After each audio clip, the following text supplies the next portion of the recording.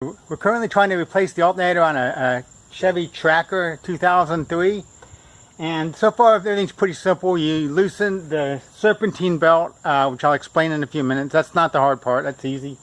Taking the two bolts out that hold it on. There's one at the top, one at the bottom. The one at the top actually looks like to the power steering thing, and that's not hard either. It's just a little bit close to the pulley where the nut is, where the bolt is, and one at the bottom. That's not hard to pull out.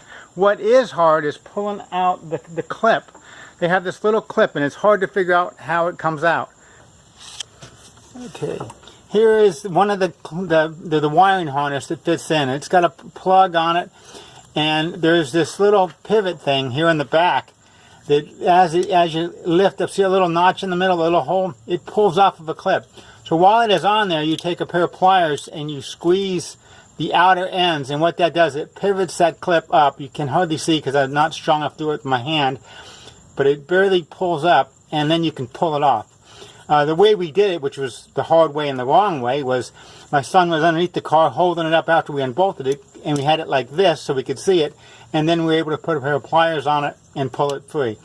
But that's not the correct way, because you never want stuff hanging on a wire. We just got frustrated and couldn't figure out how to pull the clip off. But that's all you do. Okay, this pulley right here is your tensioner pulley, and this is the tool we're going to use. It's a breaker bar with a 15mm wrench on it, and all you do, socket on it, and all you do is you click it on there, got to work it around the belt, the fan, and as you push it to the right, on the top handle to the right, it loosens up the belt, so you can pull it off real easily, and just work it off.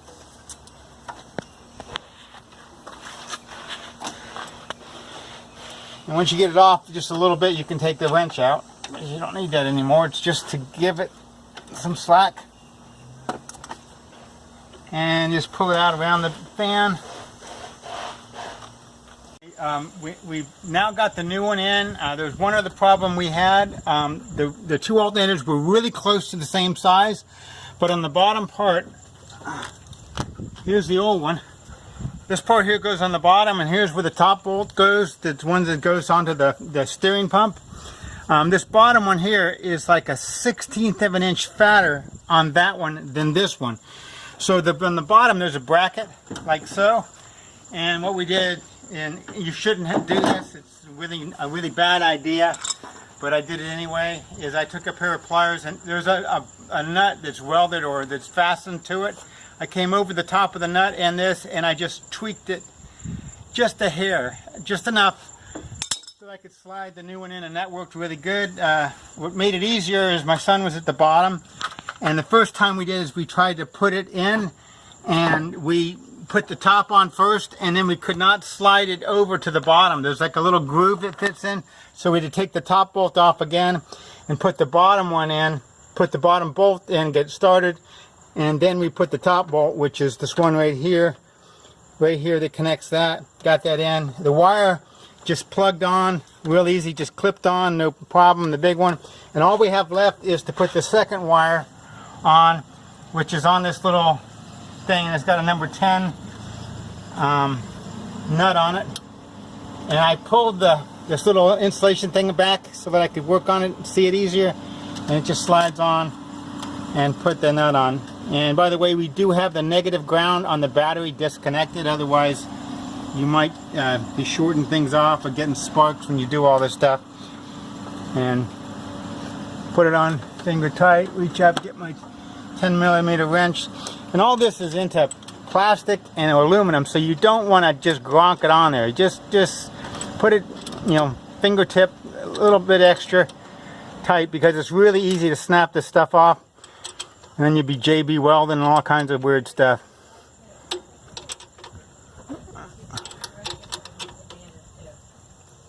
And this is like, again, this is not very tight. Just like pinky tight, I guess. Because it's just wiring. And then flip the thing back around on the wiring. What that does, it keeps any wrenches or anything from ever touching it and shorting out your alternator. It's a little bit hard to flip back around, but I thought in the old days they used to make these things slide up, but it would not slide.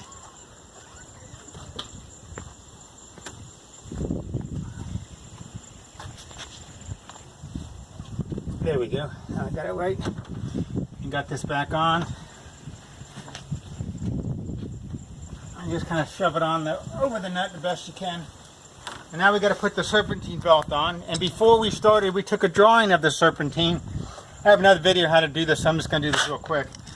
But essentially, you put a 14 millimeter socket in the end of a breaker bar. And I'm going to route it the best I can, except for leave one of them off, the alternator probably. And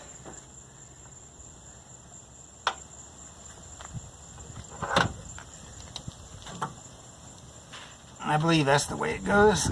I didn't take it all the way off because I didn't really need to. There's plenty of room to work around here. And I put it on the tightener, the tensioner. Again, this is the problem we had the other day. As you go to push it, it wants to hit this water hose. So that's a pain.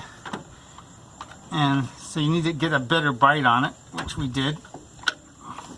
Come back this way as far as you can and then stick it on.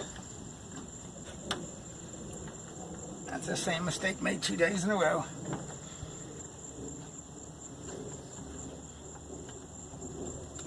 And slide it around your belt, it's all in, put the tensioner back on, pull it off, double check, maybe even look at your drawing just to make sure nothing changed.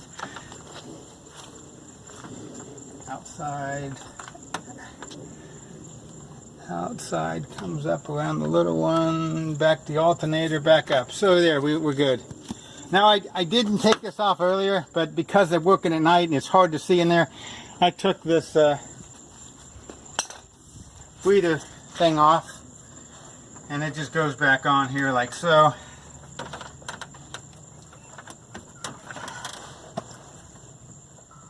And this just for ease of working. We get up nice and snug, and then you actually want to tighten these. This one is down low, hard to get to. Better to put your nuts at the top so you can actually get to them. And a flat screwdriver.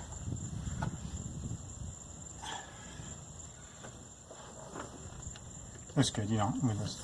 And anyway, that's pretty much how we put the alternator on. It took a long time, probably close to an hour. And mainly because of two issues. One is we could not get that wiring clip off. And that was the hard part. Everything else is pretty straightforward, simple. Except we had to bend that one bracket with the wrench so we can get the alternator in, only because it's a little bit wider. I thought about grinding it off a little bit, but if there was a defect and we had to send it back, if I had grinded it, no way could I take it back. And I think once I tightened it up, it bent it back really snug. Got to connect the battery back. And they say it's better to, they said it's almost a must that you have a good charged battery when you hook up your alternator, because you could possibly damage your alternator. I don't know how true that is, but it said that. The car has been on charger for a while, so I believe we have a decent charge on the car so we can make the connection. And that's a 10 millimeter, I think. Yep, it's a 10. Most everything on these cars are 10, 12, 14 is the typical ones. This actually should be fastened in so the battery doesn't move, but I'm going to check the positive. Remember, when you're doing the positive, you can't touch anything. That bolt's a little bit smaller, so I'm not going to worry about it. Alright, that's it. Like the videos, please subscribe. Make sure it works.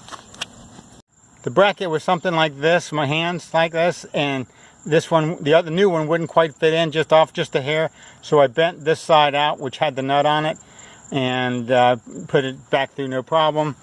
And again, this is on the back. This is where the thing fit in. If you look close, you can see a thing here, right up here. Right there, a little tab. And that's the thing you have to pivot when you squeeze it this way, and it pivots up out of the way, so then you can pull your plug straight out. I just used the pliers and clipped it and pulled it right out with that. It was real easy once you knew how it came out. And this is the other wiring that was connected to this. that goes to the car with the number 10 nut, and then of course I put the rubber boot back over the top of it.